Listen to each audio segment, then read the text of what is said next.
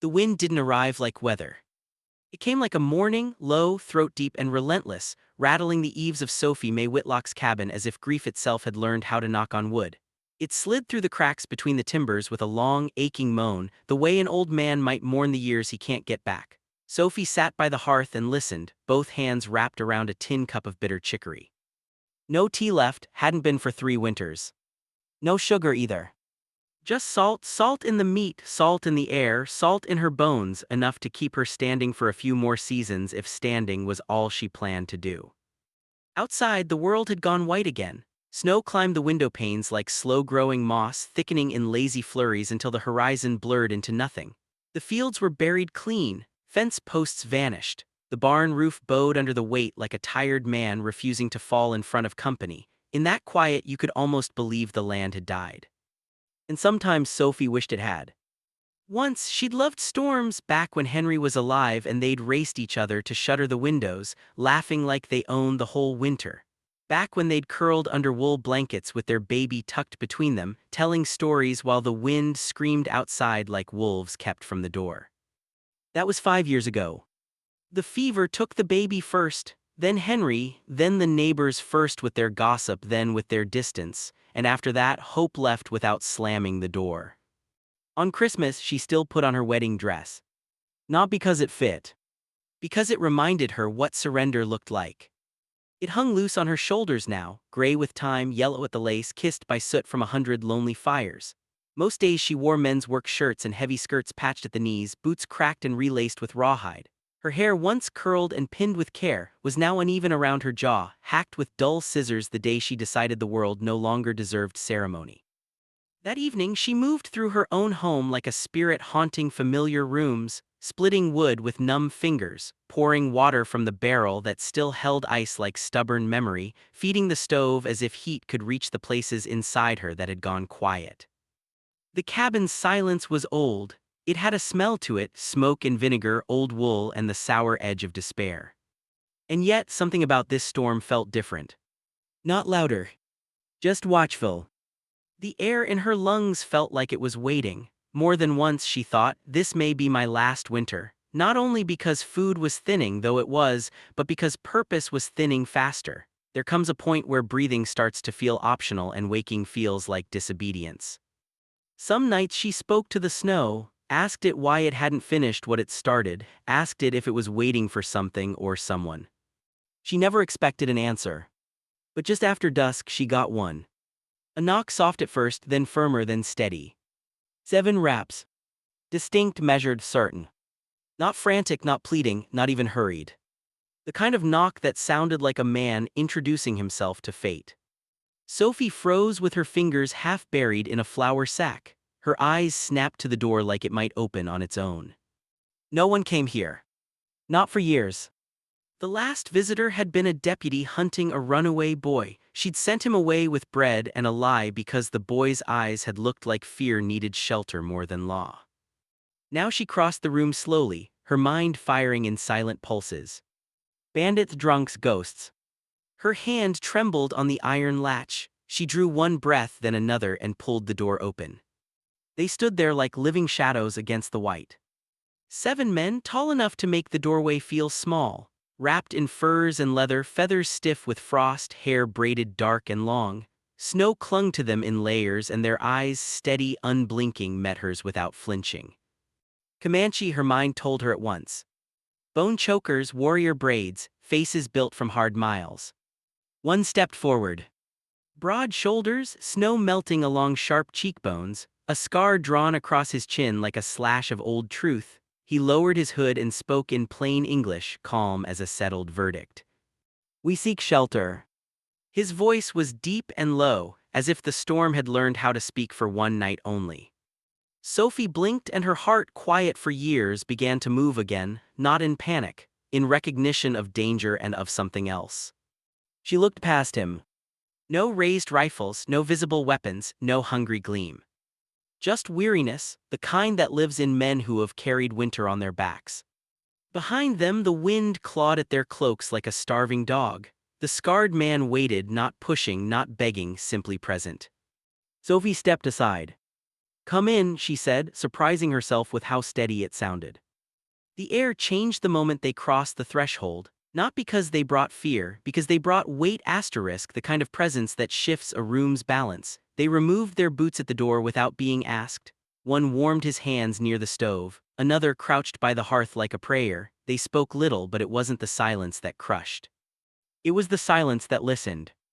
Sophie lit another lamp and set it by the hearth. Her hands shook as she ladled stew into bowls, what little remained from the root cellar. The scarred man stepped forward, took the bowl gently, and murmured, "Thanks." She nodded once, no extra words. There weren't many left inside her. They ate slowly, like men who understood exactly what hunger could make a person do.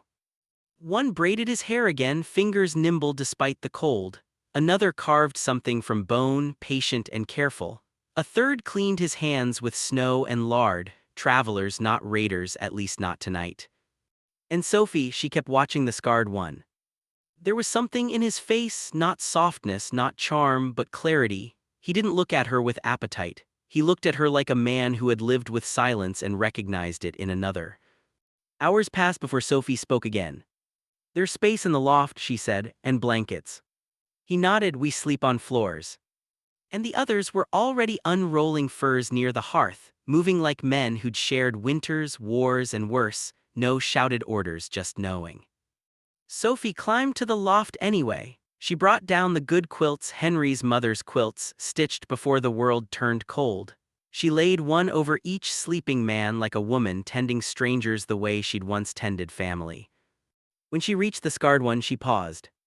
His eyes were closed, but his hand reached out and closed gently over hers. Not a grab. A promise. A quiet, wordless way of saying, "I am real, I see you."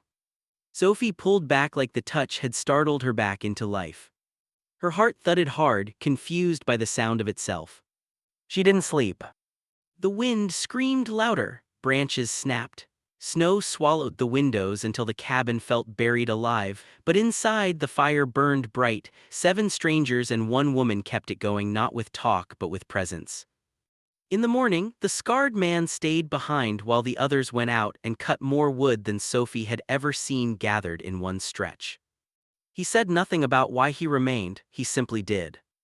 When she brought him a cup of hot water steeped with her last herbs, he offered her something in return, a small stone carving, smooth and round, shaped like a hawk. She held it in both hands like it might shatter. Their fingers brushed again. She wanted to ask him why he stayed, why he carved that, why he looked at her like he knew her from some other life. But she said nothing. And he smiled, small, not teasing, like he understood the questions she couldn't yet afford to speak. That evening, Sophie sat in her rocker with the hawk in her lap and stared into the fire as if flames could answer shy hearts. Outside, the storm began to loosen its grip. Inside her, something else stirred, something old and aching and impossibly warm. Before sleep finally claimed her, she felt the wind shift, not away but toward. Toward something. Toward someone. She woke before the sun in a pale gray hush. The stove crackled with the last breath of coals. Her own breath fogged the air as she sat up, still dressed from the night before, a quilt across her lap like a memory she hadn't meant to keep. For a moment she wondered if it had all been a fever dream. Then she heard it. The steady rhythm of an axe outside by the barn. Measured, intentional. Like a man who refused to be careless with another person's life. Sophie pulled her shawl tight and stepped out. Snow stretched in every direction, drifted waist-deep in places, piled high around the fence line. And there, half-shadowed by the barn's lean-to, the scarred man stood splitting wood. Shirtless in the cold. Steam rose from his skin like heat from a forge. His long black hair was tied back with leather and his arms worked the axe with smooth efficiency. A fresh stack of firewood sat behind him, neat, sorted, honest. He wasn't doing it to impress anyone. He was doing it because it needed doing. Sophie watched without calling out. Without turning, he said, "Morning." His voice was lower now, quieter than the night before, and it settled in the air between them like the first deep note of a cello. "You'll freeze," Sophie warned. He drove the axe down. "No, cold sharpens the edge, keeps a man honest." Sophie didn't know what to do with that truth, so she didn't fight it. She went inside, warmed the last porridge, and added a pinch of dried apples she'd been hiding even from herself. When the others woke, they moved without chaos, folded furs, shook out boots, waited for bowls, no names offered yet, but the silence didn't feel wrong. It felt earned. After breakfast, they worked as if the place belonged to all of them. 3 reinforced the barn wall where the storm had cracked a timber, 2 shoveled a path from cabin to creek, 1 fixed the sagging chicken coop gate with rawhide. And the scarred man kept returning to the axe. Always the axe. Sophie didn't understand why men feared by every settler within 100 miles were here, treating her home like sacred ground. She didn't understand why she felt safer than she had in years. By noon, the wind softened and the sky broke into dull silver patches. An older man with gray-streaked hair sat near the porch carving bone in a slow rhythm. He said nothing in English, maybe he couldn't, maybe he chose not to, but when his eyes met Sophie's he nodded as if saying, "We see you, we mean no harm." Sophie imagined what her neighbors would say. A widow like her alone, housing Comanche in her kitchen. She could already hear the whispers, "She's lost her mind," or worse, the kind of judgment that turns to torches when people get bored.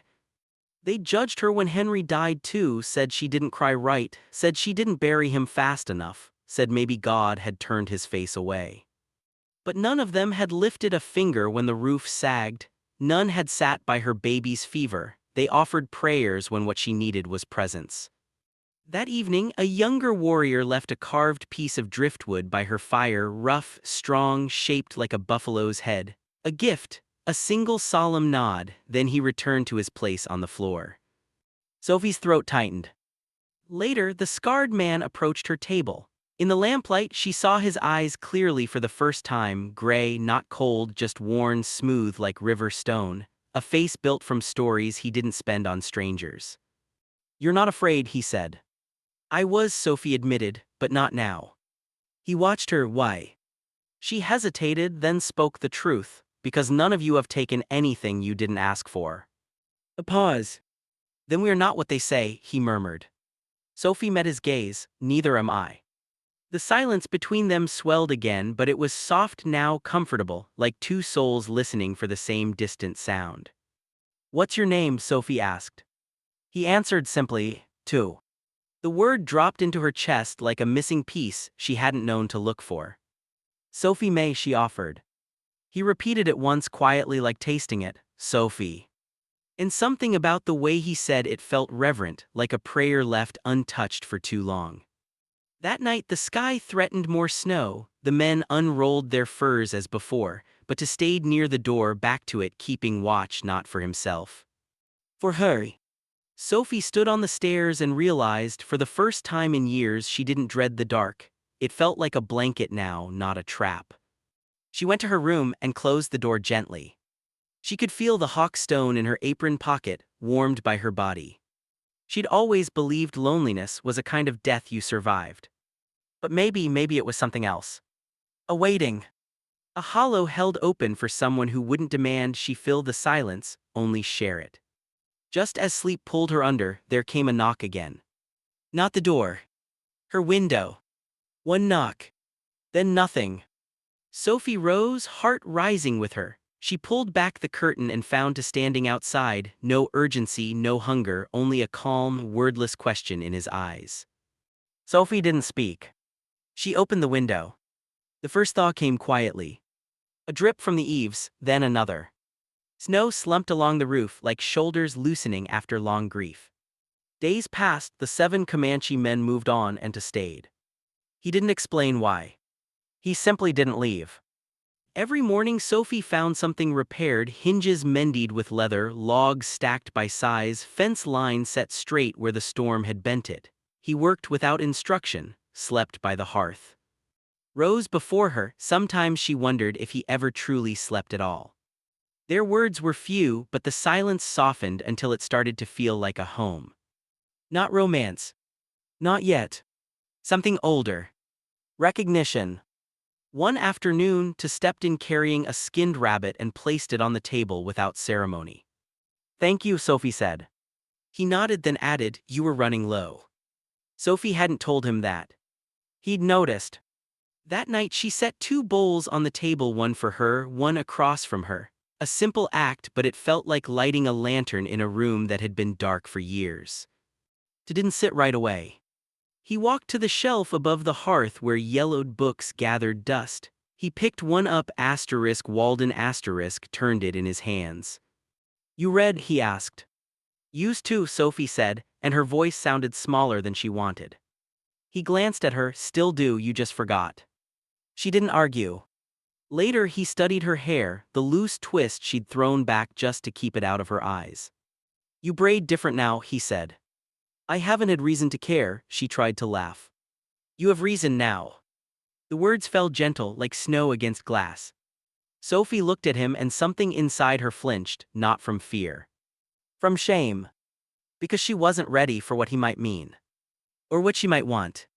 The next morning she kept her distance, scrubbed harder than necessary, stayed busy, kept her eyes down, didn't ask why, he just kept working. That night she found cured jerky on the table. No note. Just care laid down quietly like a bridge. Still Sophie didn't cross it. 3 days later she slipped hauling a bucket from the creek. Her boot caught hidden ice and her hip struck frozen ground with a crunch that stole her breath. Water spilled. Sky spun. For a moment she couldn't even cry out. Then Tu was there, silent as wind, fast as need. He knelt beside her, hands warm and steady beneath her shoulders. "You fell," he said softly. She tried to nod, couldn't. He lifted her without asking, cradling her like she weighed nothing. But it wasn't the strength that undid her. It was the gentleness. The way his cheek brushed hers as he adjusted his hold. The way he shielded her face from the wind with his shoulder. Inside, he laid her by the fire, pulled off her boots, covered her legs with a quilt. Then he disappeared and returned with warm water and willow bark. He touched her only where necessary, brief, careful, never taking more than he was given. "You need rest," he murmured. "I will take care of the rest." And he did.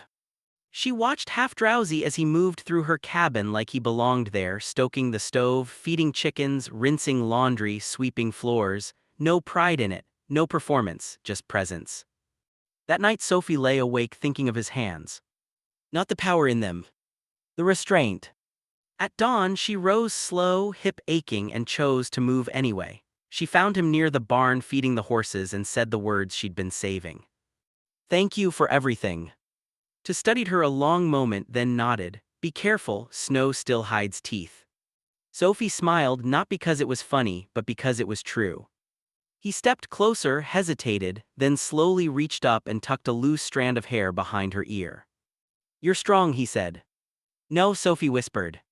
His head tilted. "You think strong means loud." Later that day Sophie found her mirror hidden behind a drawer like a thing she didn't deserve. When she held it up, she barely recognized herself, cheeks fuller, eyes steadier, hair tied back clean. She laughed under her breath, then cried without shame. That evening, she wore a burgundy scarf she'd buried in a trunk after Henry died. Tu said nothing, but his gaze softened like he'd seen the woman she used to be and didn't demand she apologize for surviving. They ate together, their fingers brushed. This time neither pulled away. "Why did you stay?" Sophie asked. Tu paused by the fire. "You didn't ask me to leave."